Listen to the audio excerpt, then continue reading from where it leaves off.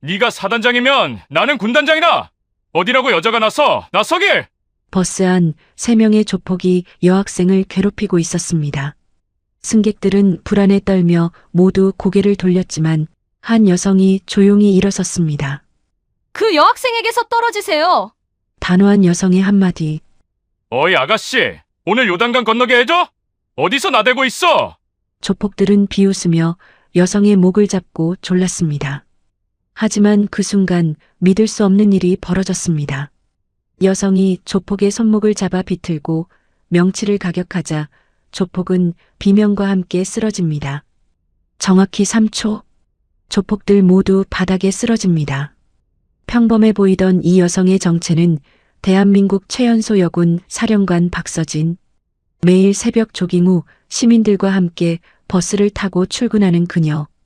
그녀에게는 25년 전 목숨을 구해준 은인의 가르침이 있었습니다. 베트남전 참전 의무병이었던 강민호. 서진아, 잘 듣거라. 계급이 높다는 건 더 많은 사람을 책임진다는 뜻이야. 과연 그녀에겐 무슨 일이 있었을까요? 흥미진진한 그 이야기 시청자님들도 함께 해주세요. 바로 시작하겠습니다. 새벽 5시, 서울의 거리는 아직 잠들어 있었습니다. 가로등 불빛만이 텅 빈 도로를 비추고 있었죠. 이른 시간인데도 한강공원에는 조깅하는 사람의 발소리가 규칙적으로 울려 퍼졌습니다. 서진은 매일 같은 시간에 일어났습니다. 알람 시계가 울리기도 전에 눈을 뜨는 것이 습관이 되었죠. 25년간 군 생활을 하면서 몸에 밴 것이었습니다. 침대에서 일어나 간단히 스트레칭을 하고 운동복으로 갈아입었습니다. 거울 앞에 선 서진의 모습은 나이를 가늠하기 어려웠습니다. 48세라는 나이가 믿기지 않을 만큼 탄탄한 몸매였죠. 매일 새벽 10km를 달리는 습관 덕분이었습니다. 머리에는 흰머리가 조금씩 섞여 있었지만 그것마저도 카리스마를 더해주는 듯 했습니다. 조깅을 시작한 지 30분이 지났습니다. 서진의 이마에는 땀방울이 송송 맺혔지만 호흡은 전혀 흐트러지지 않았죠. 한강 다리를 건너며 서진은 25년 전 그날을 떠올렸습니다. 그때 서진은 갓 입대한 신병이었습니다. 훈련소에서 갑자기 쓰러져 의무실로 실려갔었죠. 급성 맹장염이었습니다. 수술이 급했지만 군 병원까지는 시간이 너무 오래 걸렸습니다. 그때 한 사람이 나타났습니다. 여기 제가 수술하겠습니다. 강민호 약사였습니다. 그는 의사 면허는 없었지만 베트남전에서 의무병으로 복무하며 수많은 응급수술을 집도했던 경험이 있었죠. 망설이는 군의관을 설득하고 민호는 직접 수술을 시작했습니다. 괜찮아. 금방 나을 거야. 수술 중에도 민호는 계속 서진을 안심시켰습니다. 따뜻한 목소리가 아직도 귓가에 선명했죠. 수술은 성공적이었고 서진은 무사히 회복했습니다. 그 후로 민호는 서진에게 아버지 같은 존재가 되었습니다. 너에게는 특별한 재능이 있구나. 어느 날 민호가 말했습니다. 서진이 훈련에서 뛰어난 성과를 보인 날이었죠. 하지만 기억해라. 힘은 약한 사람을 지키는 데 써야 한다. 그 말은 서진의 인생 지침이 되었습니다. 서진은 더욱 열심히 훈련했고 장교 시험에 합격했습니다. 그리고 25년이 지난 지금 대한민국 최연소 여성 군수사령관이 되었죠. 조깅을 마친 서진은 버스 정류장으로 향했습니다. 출근 시간이 가까워지자 사람들이 하나둘 모여들기 시작했습니다. 서진은 평범한 회사원처럼 버스를 기다렸죠. 아무도 그녀가 별 2개를 단 장군이라고는 상상하지 못했습니다. 버스 안은 이미 만원이었습니다. 서진은 손잡이를 잡고 섰습니다. 그때 뒷좌석에서 시끄러운 소리가 들려왔죠. 아, 돈 없어? 빨리 내놔. 3명의 남자가 한 여학생을 둘러싸고 있었습니다. 여학생은 겁에 질린 표정으로 가방을 꼭 껴안고 있었죠. 다른 승객들은 모두 시선을 돌렸습니다. 무서워서 나서지 못하는 것이 분명했습니다. 서진은 조용히 뒤로 걸어갔습니다. 그리고 3 남자 중 가장 덩치가 큰 사람의 어깨를 가볍게 두드렸죠. 실례합니다. 무슨 일이신가요? 남자가 돌아보며 서진을 위아래로 훑어보았습니다. 그리고 비웃듯이 말했죠. 아줌마는 가만히 있어. 다칠라. 서진의 눈빛이 차갑게 변했습니다. 하지만 목소리는 여전히 침착했죠. 그 학생을 놓아주시죠. 뭐? 아줌마가 뭔데? 저는 군수사령관입니다. 아줌마가 사령관이면 나는 육군 참모 총장이다. 그냥 좀 맞자. 그 순간 남자가 주먹을 들어 올렸습니다. 그 순간 서진이 움직였습니다. 첫 번째 동작. 서진의 왼손이 번개처럼 뻗어 남자의 손목을 잡았습니다. 동시에 오른손으로 팔꿈치를 가격했죠. 남자는 비명을 지르며 주저앉았습니다. 두 번째 동작. 옆에 있던 다른 남자가 달려들었지만 서진은 몸을 살짝 비틀며 그의 공격을 피했습니다. 그리고 정확하게 명치를 찔렀죠. 남자는 숨을 제대로 쉬지 못하고 쓰러졌습니다. 세 번째 동작. 마지막 남자가 도망치려 했지만 서진이 그의 옷깃을 잡아 뒤로 당겼습니다. 그리고 바닥에 내동댕이 쳤죠. 정확히 3초. 3명의 불량배가 모두 바닥에 쓰러져 있었습니다. 버스 안은 조용해졌습니다. 모든 승객이 입을 벌린 채 서진을 바라보고 있었죠. 서진은 여학생에게 다가가 부드럽게 물었습니다. 괜찮니? 다친 데는 없어? 여학생은 고개를 끄덕이며 눈물을 흘렸습니다. 감사합니다. 정말 감사합니다.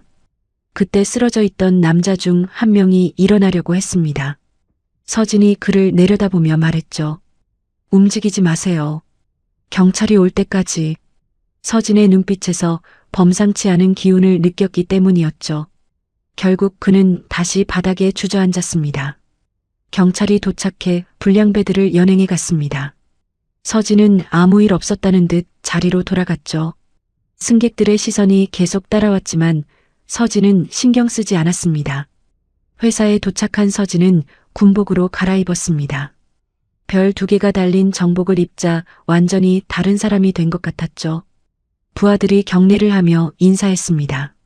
충성, 사령관님. 서진은 위엄 있게 답례하며 집무실로 들어갔습니다. 책상 위에는 처리해야 할 서류가 산더미처럼 쌓여 있었죠. 서진은 한숨을 쉬며 의자에 앉았습니다. 그때 전화가 울렸습니다. 비서실장이었죠. 사령관님, 태준 변호사님이 찾아오셨습니다. 태준은 강민호 약사의 아들이었습니다. 아버지와 달리 인권 변호사가 되어 어려운 사람들을 돕고 있었죠. 서진은 반갑게 그를 맞았습니다. 오랜만이네, 태준아. 네, 누나. 잘 지내셨어요?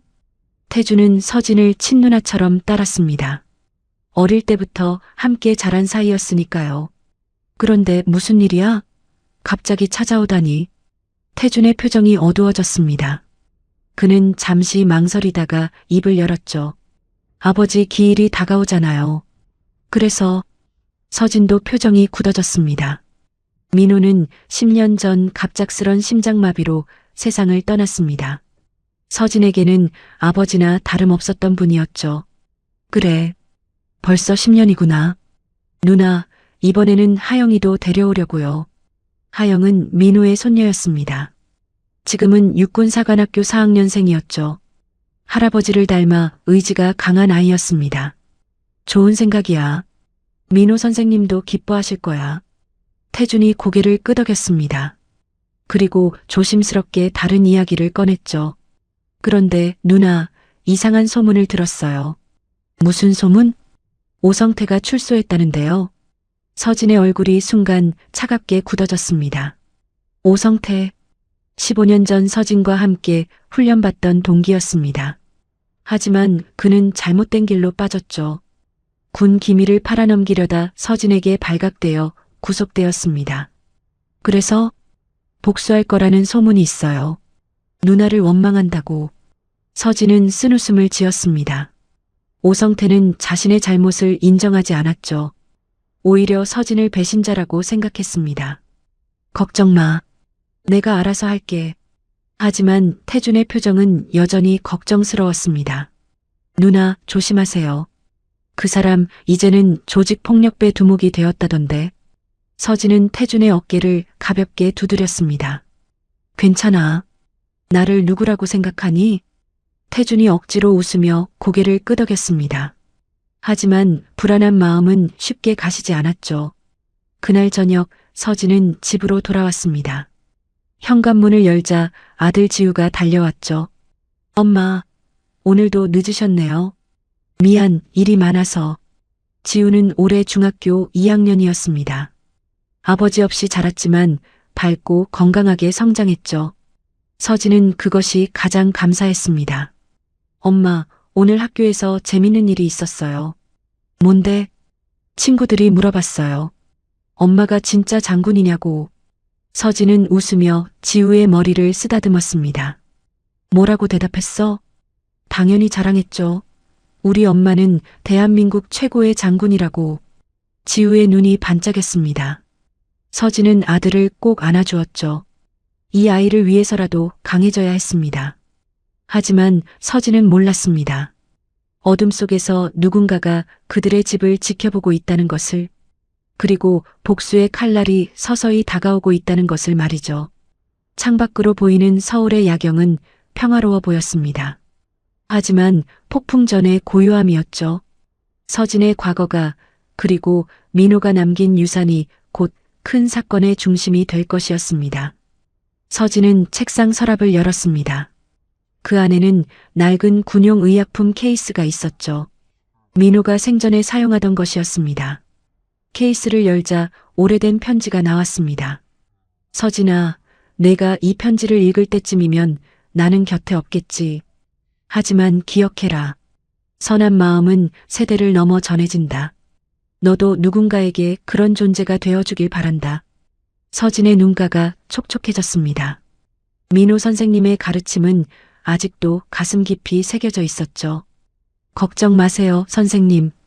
저는 당신이 가르쳐 주신 대로 살고 있어요.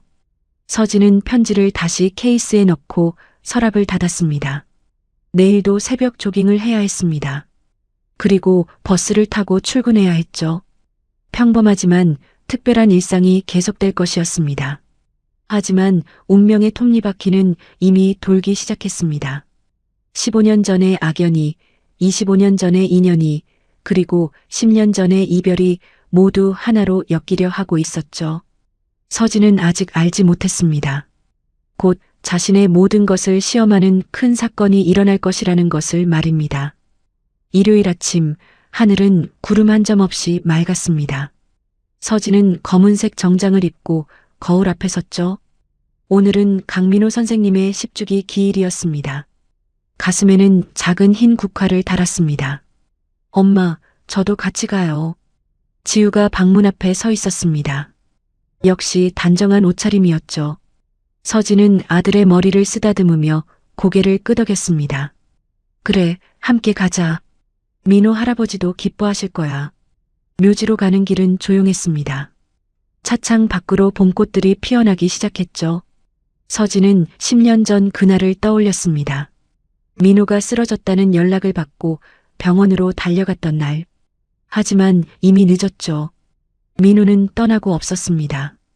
묘지 입구에 도착하자 태준이 기다리고 있었습니다. 그의 옆에는 군복을 입은 젊은 여성이 서 있었죠. 윤하영이었습니다. 육군사관학교 4학년생인 그녀는 할아버지를 닮아 고든 자세를 유지하고 있었습니다. 사령관님, 안녕하세요. 하영이 경례를 했습니다. 서진은 부드럽게 웃으며 답례했죠. 편하게 해. 오늘은 가족 모임이니까. 네 사람은 함께 민호의 묘지로 걸어갔습니다. 묘비 앞에는 이미 꽃다발이 놓여 있었죠. 누군가 먼저 다녀간 것 같았습니다. 서진이 준비해 온 꽃을 내려놓으며 말했습니다. 선생님, 잘 지내고 계시죠? 모두 건강하게 잘 지내고 있어요. 태준도 묘비 앞에 무릎을 꿇었습니다. 그의 눈가가 붉어졌죠. 아버지, 보고 싶습니다. 아직도 아버지의 빈자리가 너무 커요. 하영이 할아버지의 묘비를 쓰다듬으며 속삭였습니다. 할아버지, 저 이제 곧 졸업해요. 할아버지처럼 훌륭한 군인이 될게요. 지우도 묘비 앞에 서서 인사했습니다. 할아버지, 안녕하세요. 저는 엄마 아들 지우예요. 엄마가 항상 할아버지 이야기를 해주세요. 묘지에는 잠시 침묵이 흘렀습니다. 봄바람이 부드럽게 불어왔죠. 마치 민호가 그들을 어루만지는 것 같았습니다. 그때 태준이 가방에서 낡은 상자를 꺼냈습니다. 누나, 이걸 드리려고요. 상자를 열자 오래된 사진첩이 나왔습니다. 민호와 젊은 시절 서진이 함께 찍은 사진들이었죠. 서진은 놀란 표정으로 사진을 들여다보았습니다. 이게 어떻게? 아버지 유품을 정리하다가 발견했어요. 누나가 가지고 계시는 게 맞을 것 같아서. 사진 속에는 훈련병 시절의 서진이 있었습니다. 민호가 그녀의 어깨를 감싸고 있었죠. 두 사람 모두 환하게 웃고 있었습니다. 서진의 눈에서 눈물이 흘러내렸습니다. 고마워, 태준아. 정말 소중한 선물이야. 하영이 궁금한 표정으로 물었습니다. 사령관님은 할아버지를 어떻게 만나셨어요? 서진은 추억에 잠긴 목소리로 대답했습니다. 25년 전이었어. 내가 훈련소에서 쓰러졌을 때 선생님이 나를 구해주셨지.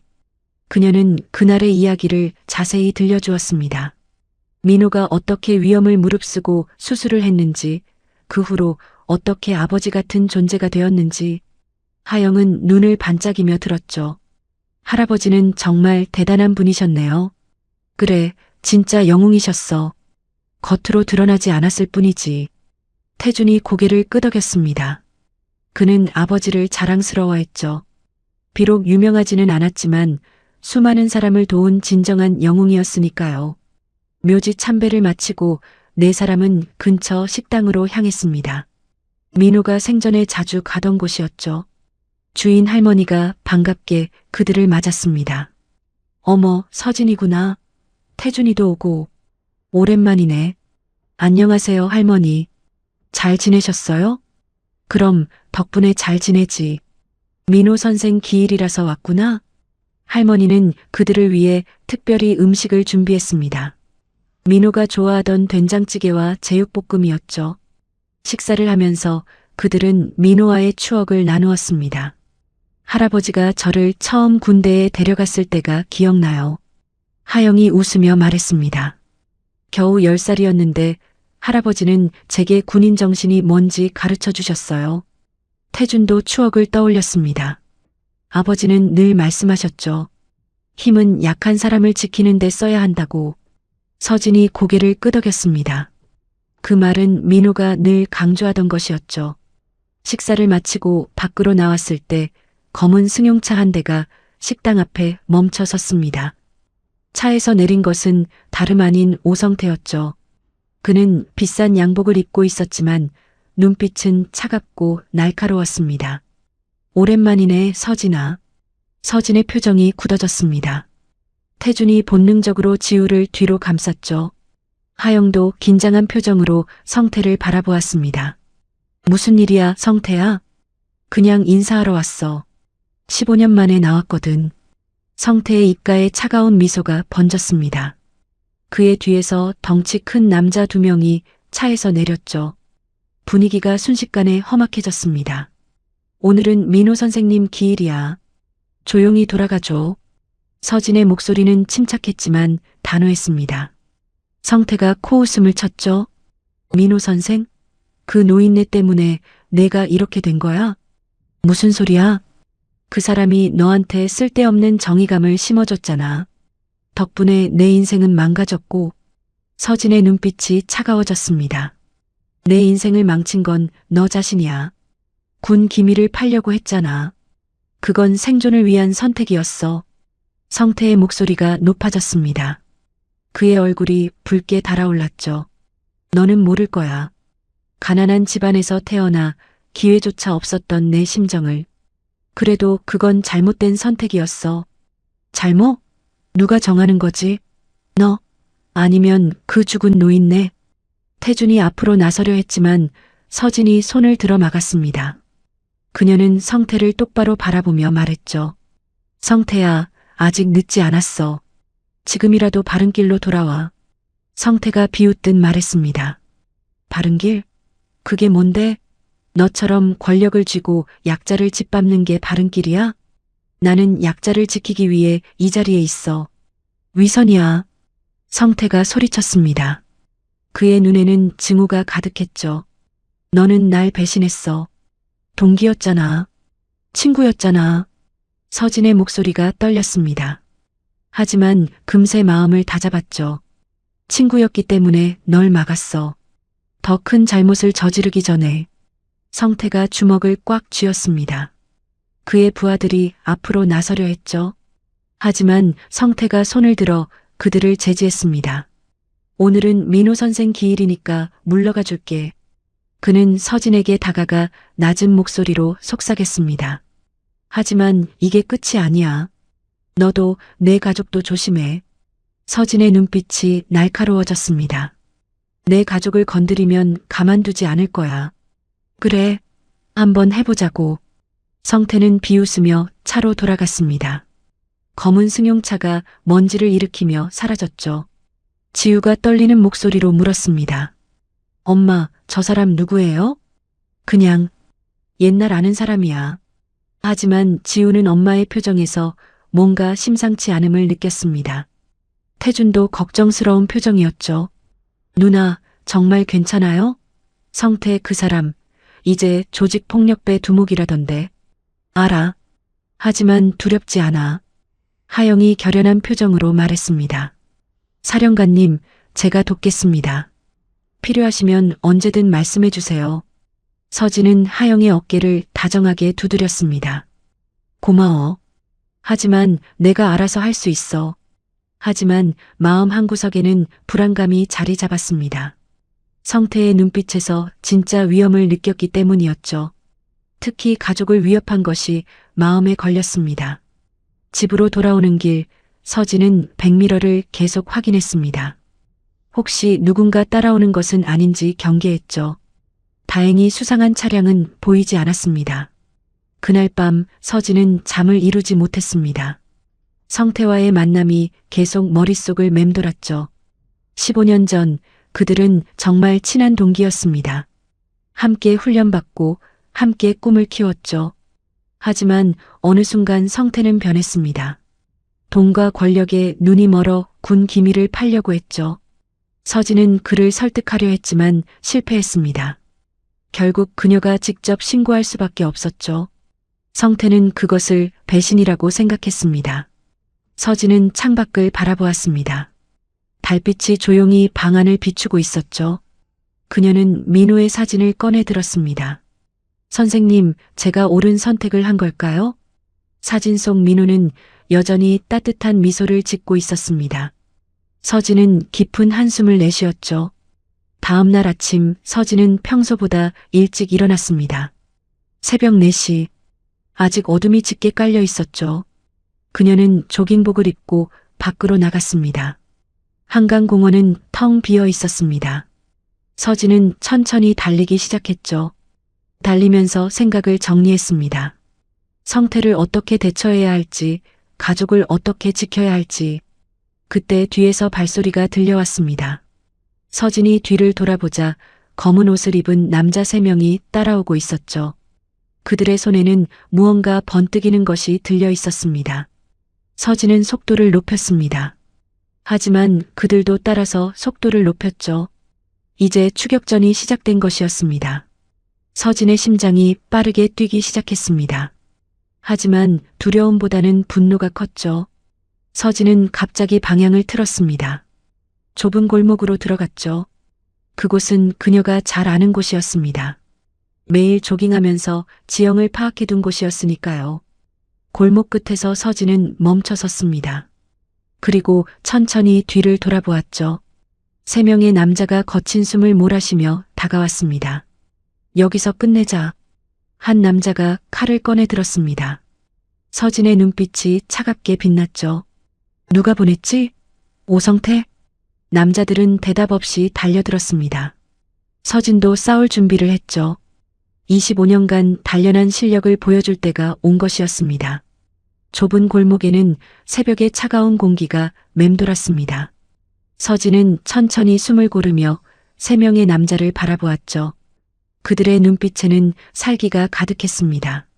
손에 든 칼날이 희미한 가로등 불빛에 번뜩였습니다. 첫 번째 남자가 달려들었습니다.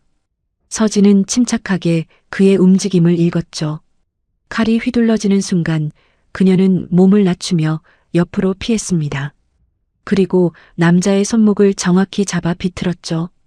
칼이 달그락 소리를 내며 바닥에 떨어졌습니다. 두 번째 남자가 뒤에서 덮쳤습니다. 하지만 서진은 이미 예상하고 있었죠.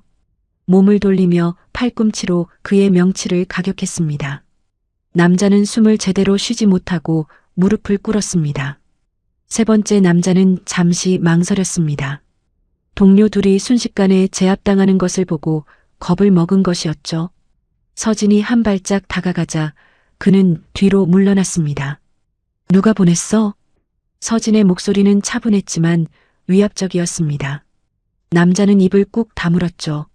서진이 다시 한 발짝 다가갔습니다. 대답해. 오성태가 보낸 거 맞지? 그 순간 남자가 주머니에서 무언가를 꺼냈습니다. 최루 스프레이였죠. 하지만 서진이 더 빨랐습니다. 발차기로 스프레이를 날려버리고 이어서 남자의 다리를 걸어 넘어뜨렸습니다. 세 명 모두 바닥에 쓰러져 있었습니다. 서진은 휴대폰을 꺼내 경찰에 신고했죠. 몇 분 후 경찰차의 사이렌 소리가 가까워졌습니다. 경찰이 도착했을 때 서진은 침착하게 상황을 설명했습니다. 하지만 그녀의 신분을 밝히지는 않았죠. 그저 조깅하다가 습격을 당했다고만 했습니다. 괜찮으세요? 병원에 가보시는 게... 젊은 경찰관이 걱정스럽게 물었습니다. 서진은 고개를 저었죠. 괜찮아요. 다친 곳은 없어요. 집으로 돌아온 서진은 거실 소파에 앉아 깊은 생각에 빠졌습니다. 성태가 벌써 행동을 시작한 것이었죠. 이것은 시작에 불과할 것이었습니다. 그녀는 책상 서랍에서 오래된 수첩을 꺼냈습니다. 15년 전 성태와 함께 훈련받던 시절의 기록이었죠. 페이지를 넘기다가 한 장의 사진에서 멈췄습니다. 젊은 시절의 서진과 성태가 나란히 서 있는 모습이었습니다. 그때는 정말 친한 친구였습니다. 서로를 의지하며 힘든 훈련을 견뎌냈죠. 성태는 가난한 집안 출신이었지만 누구보다 열심히 노력했습니다. 서진은 그런 그를 존경했죠. 하지만 언제부터인가 성태는 변하기 시작했습니다. 돈에 집착하고 수단과 방법을 가리지 않게 되었죠. 그리고 결국 군 기밀을 팔려는 지경에 이르렀습니다. 서진은 사진을 다시 서랍에 넣었습니다. 과거는 과거일 뿐이었죠. 지금 중요한 것은 가족을 지키는 것이었습니다. 다음 날 아침 서진은 군수사령부로 출근했습니다. 부관이 급하게 다가왔죠.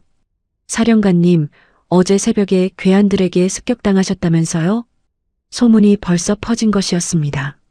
서진은 담담하게 고개를 끄덕였죠. 별일 아니야. 신경 쓰지 마. 하지만 부하들의 표정은 심각했습니다. 그들의 사령관이 습격당했다는 것은 큰 사건이었으니까요. 점심시간 태준이 사령부를 찾아왔습니다. 그의 얼굴에는 걱정이 가득했죠. 누나 들었어요. 어제 습격당했다고. 어떻게 알았어? 하영이가 연락했어요. 군 내부에 소문이 파다하다고. 서진은 한숨을 쉬었습니다. 소문이 이렇게 빨리 퍼질 줄은 몰랐죠. 성태가 보낸 것 같아요? 태준이 조심스럽게 물었습니다. 서진은 천천히 고개를 끄덕였죠. 아마도. 하지만 증거는 없어. 누나, 경호원을 붙이는 게 어때요? 그럴 필요 없어. 내가 알아서 할 수 있어. 하지만 태준의 표정은 여전히 불안했습니다. 그는 서진을 진짜 누나처럼 아꼈으니까요. 그날 오후 하영이 사령부를 방문했습니다. 군복을 입은 그녀의 모습은 늠름했죠. 경례를 하며 서진 앞에 섰습니다. 사령관님, 제가 도와드리고 싶습니다. 무슨 도움? 저도 특수부대 훈련을 받았습니다. 경호를 서겠습니다. 서진은 부드럽게 웃었습니다. 하영의 마음이 고마웠죠. 고맙지만 괜찮아. 너는 졸업 준비에 집중해.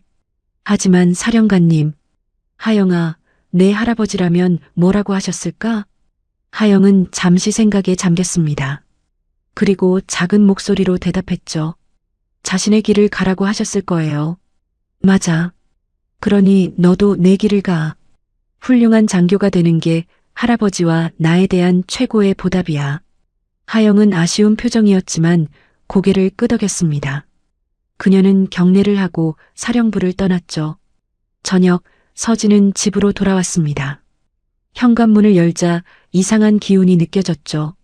집안이 너무 조용했습니다. 평소라면 지우가 달려 나왔을 텐데. 지우야? 대답이 없었습니다. 서진의 심장이 빠르게 뛰기 시작했죠. 그녀는 조심스럽게 거실로 들어갔습니다. 테이블 위에 편지 한 장이 놓여 있었습니다. 서진은 떨리는 손으로 편지를 집어들었죠. 내 아들은 우리가 데리고 있다. 혼자 와라. 경찰에 신고하면 아들을 다시 볼 수 없을 것이다. 마이너스 오성태. 서진의 손에서 편지가 떨어졌습니다. 최악의 상황이 벌어진 것이었죠. 그녀가 가장 두려워하던 일이 현실이 되었습니다. 편지에는 주소가 적혀 있었습니다. 서울 외곽의 폐공장이었죠. 서진은 잠시 망설였습니다. 혼자 가는 것은 위험했습니다. 하지만 지우의 안전이 최우선이었죠. 그녀는 군복을 벗고 검은 운동복으로 갈아입었습니다. 그리고 책상 서랍에서 민호의 의약품 케이스를 꺼냈죠. 케이스를 열자 작은 주머니 칼이 들어 있었습니다. 민호가 베트남전에서 사용하던 것이었습니다. 선생님, 힘을 주세요. 서진은 칼을 주머니에 넣고 집을 나섰습니다. 차를 타고 폐공장으로 향하는 동안 그녀의 머릿속은 복잡했죠.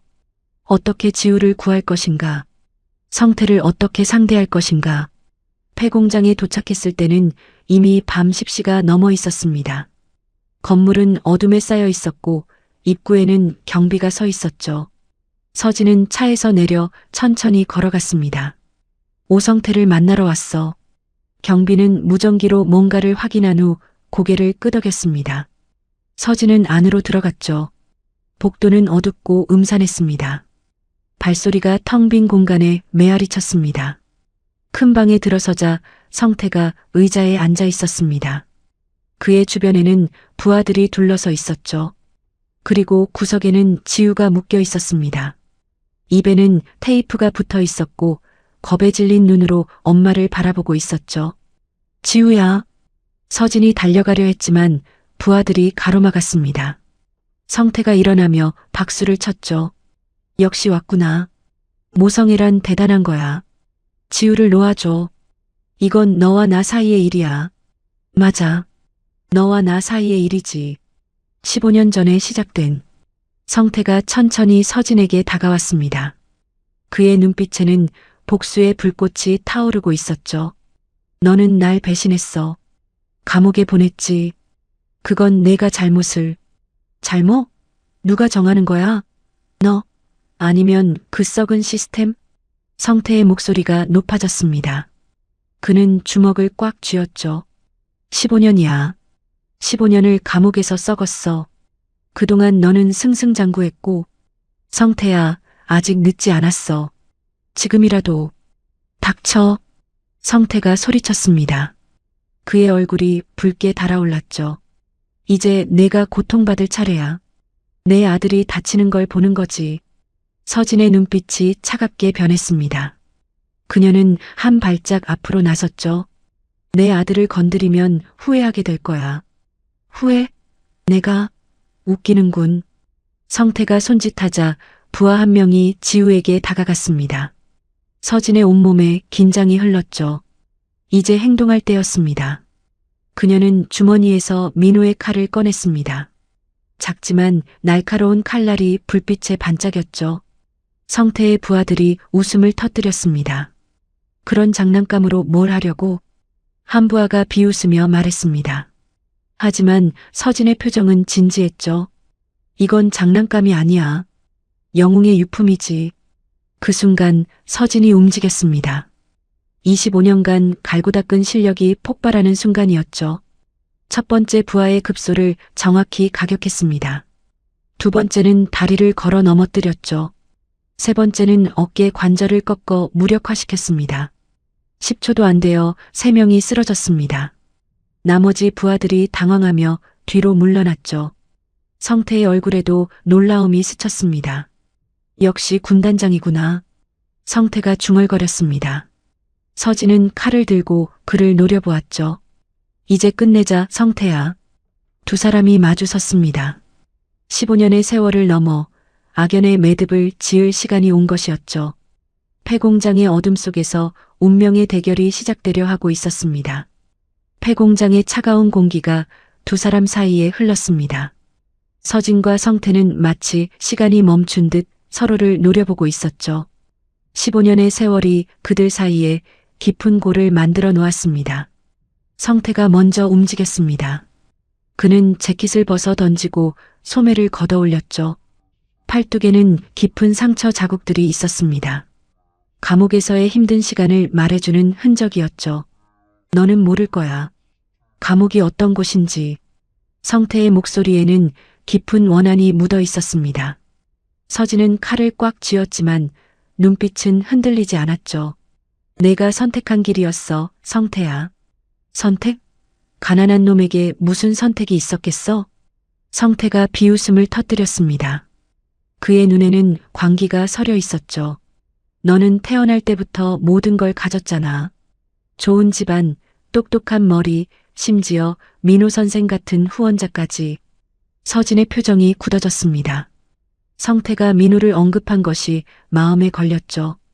민호 선생님은 너도 똑같이 아끼셨어. 거짓말. 성태가 소리쳤습니다. 그의 얼굴이 일그러졌죠. 그 노인네는 항상 너만 칭찬했어. 서진이는 특별하다. 서진이는 대단하다. 그 순간 성태가 달려들었습니다. 서진은 재빨리 옆으로 피했지만 성태의 주먹이 그녀의 어깨를 스쳤죠. 예상보다 빨랐습니다. 감옥에서도 훈련을 게을리하지 않은 모양이었습니다. 두 사람의 격투가 시작되었습니다. 서진의 칼이 번뜩였고 성태는 맨손으로 맞섰죠. 공장 안에는 둔탁한 소리와 거친 숨소리만이 울려 퍼졌습니다. 구석에 묶여있던 지우가 몸부림쳤습니다. 엄마가 싸우는 모습을 보며 눈물이 흘렀죠. 입에 붙은 테이프 때문에 소리도 지를 수 없었습니다. 서진이 성태의 팔을 칼로 스쳤습니다. 붉은 피가 흘러내렸죠. 하지만 성태는 아픔을 느끼지 못하는 듯 했습니다. 오히려 더 거세게 공격했죠. 이 정도야? 군단장이 겨우 이 정도? 성태가 도발했습니다. 서진은 침착함을 유지하려 했지만 지우를 보니 마음이 급해졌죠. 빨리 끝내야 했습니다. 그때 밖에서 소리가 들려왔습니다. 누군가 오는 것 같았죠. 성태의 부하들이 당황하며 창문 밖을 내다보았습니다. 보스, 경찰이에요. 성태의 얼굴이 순간 굳어졌습니다. 서진도 놀랐죠. 그녀는 경찰에 신고하지 않았습니다. 문이 쾅 하고 열렸습니다. 들어온 것은 경찰이 아니었죠. 태준과 하영이었습니다. 그들 뒤에는 군 특수부대원들이 따라왔습니다. 누나, 태준이 소리쳤습니다. 하영은 재빨리 지우에게 달려가 묶인 끈을 풀기 시작했죠. 성태가 이를 악물었습니다. 어떻게 알았지? 태준이 대답했습니다. 누나 차에 GPS를 달아뒀어요. 혼자 가실 줄 알았거든요. 서진은 놀란 눈으로 태준을 바라보았습니다. 동생 같은 그가 이렇게 준비를 해둔 것이었죠. 특수부대원들이 성태의 부하들을 둘러쌌습니다. 이제 상황은 완전히 역전되었죠. 성태는 갇힌 짐승처럼 주위를 둘러보았습니다. 끝이야, 성태야. 서진이 조용히 말했습니다. 그녀의 목소리에는 안타까움이 묻어났죠. 끝? 아직 안 끝났어. 성태가 갑자기 품에서 권총을 꺼냈습니다. 모두가 얼어붙었죠. 총구는 서진을 향하고 있었습니다. 이렇게는 못 끝내. 너를 없애고 나도 죽을 거야. 서진은 천천히 칼을 내려놓았습니다. 그리고 성태를 똑바로 바라보며 말했죠. 그래, 날 쏴. 하지만 내 아들은 보내줘. 엄마. 테이프를 뗀 지우가 울부짖었습니다. 하영이 그를 꽉 잡고 있었죠. 성태의 손이 떨렸습니다. 방아쇠에 걸린 손가락에 힘이 들어갔다 빠졌다를 반복했죠. 그의 눈에는 복잡한 감정이 스쳐 지나갔습니다. 증오, 분노, 그리고 슬픔. 너는 왜 항상 옳은 선택만 하는 거야? 성태의 목소리가 떨렸습니다. 눈가에 눈물이 고였죠. 나도 좋은 사람이 되고 싶었어. 하지만 세상은 나에게 기회를 주지 않았어. 서진이 한 발짝 앞으로 나섰습니다. 성태가 총을 더 꽉 쥐었죠. 가까이 오지 마. 성태야, 기억나? 우리가 처음 만났던 날. 서진의 목소리는 부드러웠습니다. 과거를 회상하는 듯한 눈빛이었죠. 너는 훈련소에서 제일 열심히 했어. 새벽에 남들보다 일찍 일어나 운동하고. 성태의 표정이 조금 누그러졌습니다. 그 시절을 떠올리는 듯 했죠. 민호 선생님도 너를 자랑스러워 하셨어. 성태는 정말 성실한 아이라고. 거짓말. 성태의 목소리에 힘이 빠졌습니다. 총을 든 손이 조금씩 내려갔죠. 진짜야. 선생님은 늘 말씀하셨어.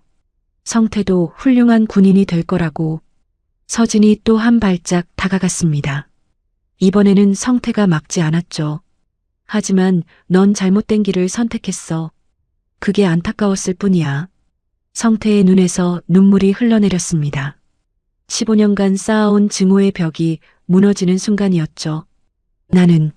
나는 그저 가난에서 벗어나고 싶었어. 알아. 하지만 그 방법이 잘못됐어. 서진이 성태의 어깨에 손을 올렸습니다. 성태는 저항하지 않았죠. 총이 바닥으로 떨어졌습니다.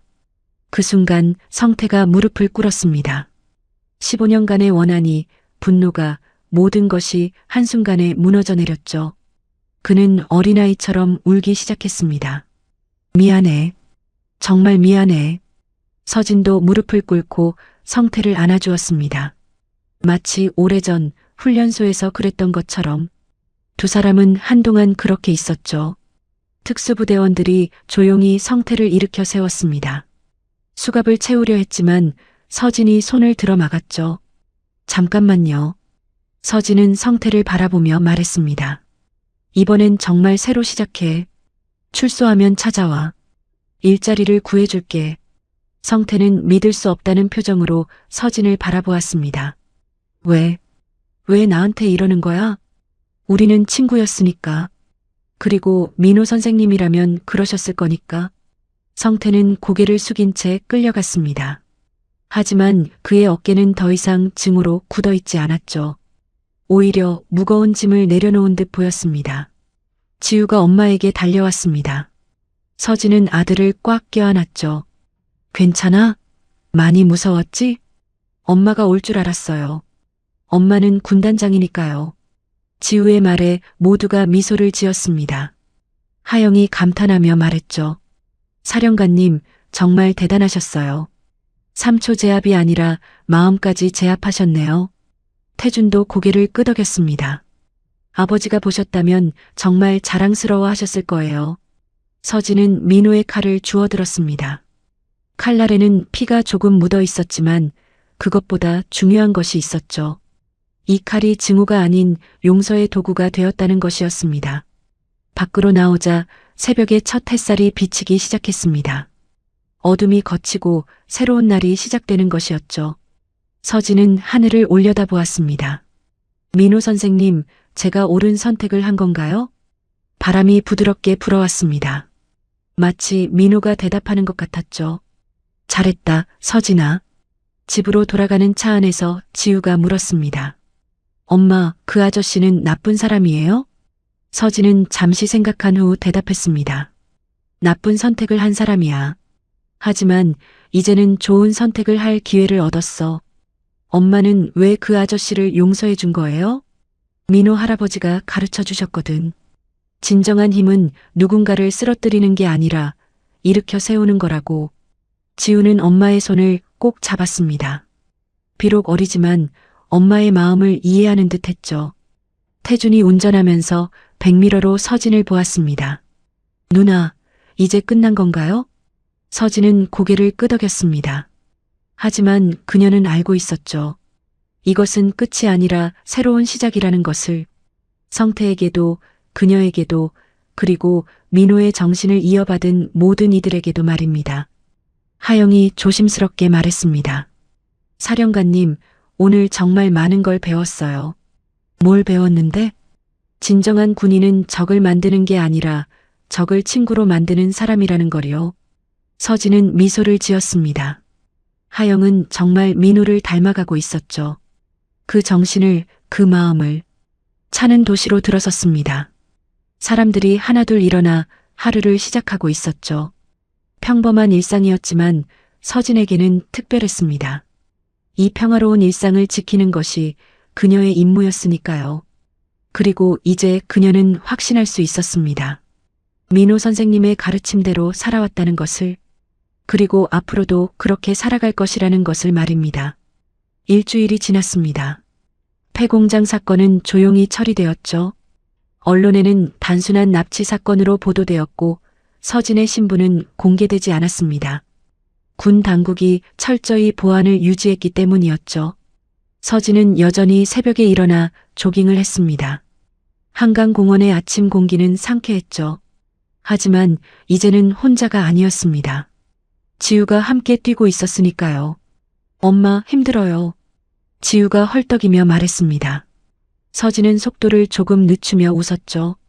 조금만 더 힘내. 거의 다 왔어. 사건 이후 지우는 엄마와 더 많은 시간을 보내고 싶어 했습니다. 새벽 조깅도 그중 하나였죠. 비록 힘들지만 엄마와 함께라면 무엇이든 할 수 있을 것 같았습니다. 조깅을 마치고 집으로 돌아왔을 때 현관 앞에 누군가 서 있었습니다. 군복을 입은 하영이었죠. 그녀의 손에는 큰 봉투가 들려 있었습니다. 사령관님, 안녕하세요. 하영아, 이른 아침에 무슨 일이야? 하영이 환한 미소를 지으며 봉투를 내밀었습니다. 졸업식 초대장이에요. 다음 주에 졸업해요. 서진은 초대장을 받으며 자랑스러운 표정을 지었습니다. 하영이 드디어 육군사관학교를 졸업하는 것이었죠. 축하해. 정말 자랑스럽구나. 사령관님이 꼭 와주셨으면 좋겠어요. 할아버지 대신. 하영의 목소리가 조금 떨렸습니다. 서진은 그녀의 손을 꼭 잡았죠. 당연히 갈게. 민호 선생님도 하늘에서 지켜보실 거야. 집 안으로 들어가 아침 식사를 준비하는 동안 서진은 깊은 생각에 잠겼습니다. 하영의 졸업, 그것은 새로운 세대가 시작된다는 의미였죠. 민호의 정신을 이어받은 젊은이들이 세상으로 나가는 것이었습니다. 그날 오후 서진은 특별한 곳을 방문했습니다. 서울 구치소였죠. 면회실에서 성태를 만나기 위해서였습니다. 철창 너머로 성태가 들어왔습니다. 일주일 만에 그의 얼굴은 많이 수척해 보였지만 눈빛은 예전과 달랐죠. 증오 대신 후회가, 분노 대신 반성이 담겨 있었습니다. 왜 왔어? 성태가 낮은 목소리로 물었습니다. 서진은 가방에서 책 한 권을 꺼냈죠. 이걸 주려고. 민호 선생님이 쓰신 일기야. 성태의 눈이 커졌습니다. 떨리는 손으로 책을 받아들었죠. 이걸 왜 나한테? 읽어보면 알 거야. 선생님이 너를 얼마나 아끼셨는지. 성태는 책을 펼쳤습니다. 첫 페이지에 민호의 글씨가 보였죠. 오늘 성태가 훈련에서 1등을 했다. 정말 자랑스러운 아이다. 가난하지만 누구보다 성실하고 정직하다. 이 아이는 분명 훌륭한 군인이 될 것이다. 성태의 눈에서 눈물이 흘러내렸습니다. 책을 덮고 고개를 숙였죠. 내가 정말 바보였어. 이제라도 깨달았으니 됐어. 서진이 부드럽게 말했습니다. 성태가 고개를 들어 그녀를 바라보았죠. 정말 출소하면 일자리를 구해줄 거야? 약속했잖아. 민호 선생님의 약국이 아직 있어. 거기서 일하면서 새로 시작해. 성태는 믿을 수 없다는 표정이었습니다. 자신이 저지른 일을 생각하면 이런 기회를 받을 자격이 없다고 생각했죠.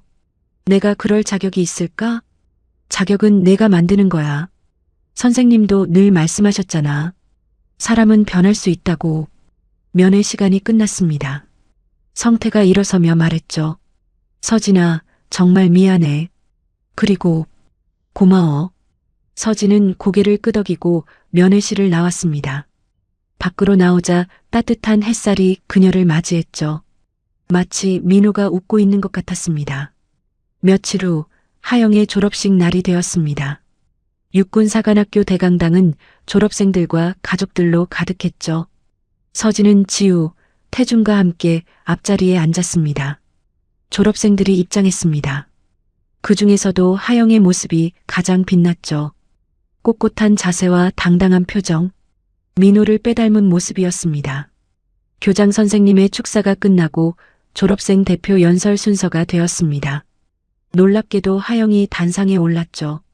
그녀가 수석 졸업생이었던 것입니다. 존경하는 선생님들, 그리고 사랑하는 가족 여러분. 하영의 목소리는 또렷했습니다. 강당 안이 조용해졌죠. 저는 오늘 군인이 되는 것이 무엇인지 말씀드리고 싶습니다. 하영은 잠시 서진을 바라보았습니다. 그리고 계속 말했죠. 군인은 단순히 나라를 지키는 사람이 아닙니다. 약한 사람을 보호하고 정의를 실현하는 사람입니다. 청중들이 고개를 끄덕였습니다. 하영의 목소리에 힘이 실렸죠. 제 할아버지는 베트남전 의무병이셨습니다. 전쟁터에서 수많은 생명을 구하셨죠. 하지만 할아버지가 진정 위대했던 것은 전쟁이 끝난 후에도 계속 사람들을 도우셨다는 것입니다. 서진의 눈가가 촉촉해졌습니다. 민호의 이야기가 이렇게 젊은 세대에게 전해지고 있었죠. 그리고 여기 제 롤모델이 계십니다. 박서진 사령관님입니다. 모든 시선이 서진에게 쏠렸습니다. 그녀는 당황했지만 하영은 계속 말했죠. 사령관님은 저에게 가르쳐 주셨습니다. 진정한 힘은 누군가를 쓰러뜨리는 것이 아니라 일으켜 세우는 것이라고. 강당 안에 박수 소리가 울려 퍼졌습니다. 하영이 경례를 하며 연설을 마쳤죠. 저는 약속합니다. 할아버지와 사령관님의 정신을 이어받아 정의로운 군인이 되겠습니다. 우레와 같은 박수가 터져나왔습니다. 서진도 일어서서 박수를 쳤죠. 눈물이 볼을 타고 흘러내렸습니다. 민호가 살아있었다면 얼마나 자랑스러워했을까요? 졸업식이 끝나고 운동장에서 사진 촬영이 이어졌습니다. 하영은 서진, 지우, 태준과 함께 사진을 찍었죠. 마치 진짜 가족 같았습니다. 하영아, 첫 부임지는 어디니? 태준이 물었습니다. 하영이 씩씩하게 대답했죠. 최전방 부대예요. 제가 자원했어요. 서진이 놀란 표정으로 물었습니다. 왜 하필 최전방을? 할아버지도 그러셨잖아요. 가장 위험한 곳에 가장 먼저 달려가셨다고. 그 순간 누군가 다가왔습니다. 나이든 남자였는데 지팡이를 짚고 있었죠. 자세히 보니 민호의 옛 전우였던 김노인이었습니다. 하영이구나. 할아버지를 정말 닮았네. 김노인은 하영을 자랑스럽게 바라보았습니다. 그리고 주머니에서 작은 상자를 꺼냈죠. 이건 내 할아버지가 베트남에서 받은 훈장이야. 이제 내가 가지렴. 하영은 떨리는 손으로 상자를 받았습니다. 안에는 낡은 동성 훈장이 들어 있었죠. 민호가 전쟁터에서 보여준 용기에 대한 증표였습니다. 감사합니다. 정말 소중히 간직하겠습니다. 그날 저녁 서진의 집에서 작은 파티가 열렸습니다. 하영의 졸업을 축하하는 자리였죠. 테이블 위에는 민호가 좋아하던 음식들이 가득했습니다. 식사를 하던 중 지우가 갑자기 일어섰습니다. 저도 발표할 게 있어요. 모두가 지우를 바라보았습니다. 그는 조금 쑥스러워하며 말했죠. 저도 결심했어요. 약사가 되기로요. 서진이 놀라 물었습니다. 약사? 왜? 민호 할아버지처럼 사람들을 돕고 싶어요. 그리고 성태 아저씨가 출소하면 함께 약국을 운영하고 싶어요. 모두가 놀랐습니다. 특히 서진은 더욱 놀랐죠. 자신을 납치했던 사람과 함께 일하고 싶다니. 지우야, 그건 엄마가 가르쳐 주셨잖아요. 용서하고 기회를 주는 거라고. 저도 그렇게 하고 싶어요. 태준이 감탄하며 말했습니다. 정말 대단한 아이야. 서진 누나를 닮았네. 하영도 고개를 끄덕였습니다. 맞아요. 지우는 정말 특별해요. 서진은 아들을 자랑스럽게 바라보았습니다. 겨우 중학생인데도 이미 큰 뜻을 품고 있었죠. 민호의 정신이 이렇게 대를 이어 전해지고 있었습니다. 파티가 끝날 무렵 서진은 발코니로 나갔습니다. 밤하늘에는 별이 빛나고 있었죠.